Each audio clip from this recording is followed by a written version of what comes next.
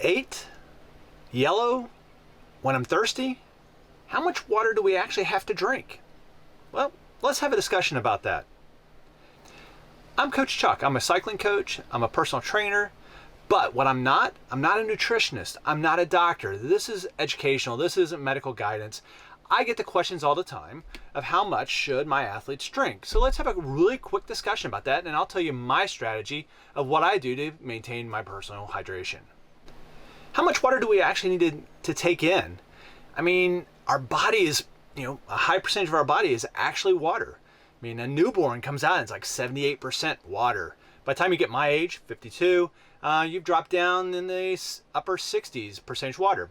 So water is very, very important for your overall health.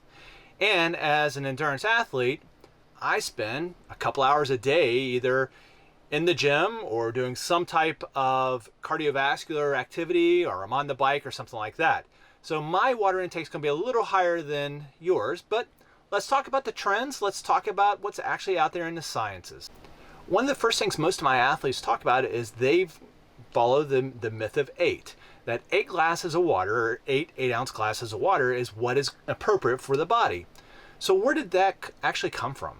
So it appears as if the minimum water requirement was established in about 1945, when the Food and Nutrition Board of the National Academy of Sciences published a dietary guidelines. Later, nutritionist Frederick John Stair published a book called Nutrition for Good Health, and in that he recommended 6 glasses of 8 ounces of water on a daily basis. Later on, in about 1967, there became the Stillman diet, and that was Dr. Irwin Stillman, and he's the one who actually said we need 8 glasses of 10 ounces of water on a daily basis. So between 1945 and 1967, that became the myth, and then we've propagated that myth ever since. So now what exactly is your requirement? Is it required based on your height? Is it based on your weight? Is it based on your activity? There's not a lot of data that suggests that height matters much of anything. Weight, well, yeah, weight can, but we can go back and forth and argue whether or not that should be the determining factor for how much water you should take in. From my perspective, I look at it from what is my actual activity level, how much water am I taking in on a normal basis, and then my overall, I hate to say it, color of my urine. And yes, I fall into that category. I kind of look down there and say, oh, it's dark yellow. That means I have a lot of urethra, so therefore I need to drink more water. They're good steps. Maybe not the most scientific method, but it does work. I personally like using an app called the Waterminder. And where I caution anybody on using like an app, if the app becomes a source of anxiety, you should absolutely not use it. However, it becomes like more of a source of reminder to me.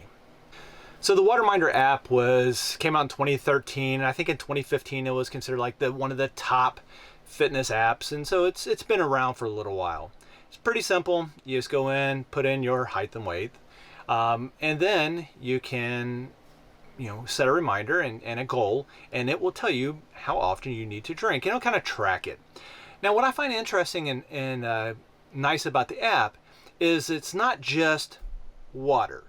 It is if you drink a sports drink, if I had a coffee, how much coffee did I have? If I had a sports drink, how much did I have there? And that all is part of the calculation. So how much water in a day should you actually take in? Well, if you do a Google search, you'll find like 7 million answers to it, but the Mayo Clinic suggests that for the average male that we take in about 15.5 cups or 3.7 liters. For a female, it's about 11.5 cups or 2.7 liters. So I log it, I check it out, I see where I'm at. Now, what do I do for myself? Okay, so my formula is a little different. I look at basically the 2.7 liters, but then, like I said earlier, I'm on the bike. 2 hours. Every half hour, I take in 17 ounces of water on a water bottle, and that might be an electrolyte, it might be Scratch or something like that. So I'll take that in. So my overall daily intake of water is about 132 ounces, but that's for me. I'm a 90-pound athlete.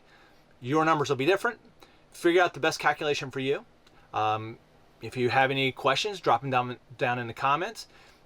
Look at the app. It is a great way to remind yourself on a daily basis to track your water intake. Again, don't make it anxiety. However, we log the amount of miles we do, we log our nutrition, we do all these other things.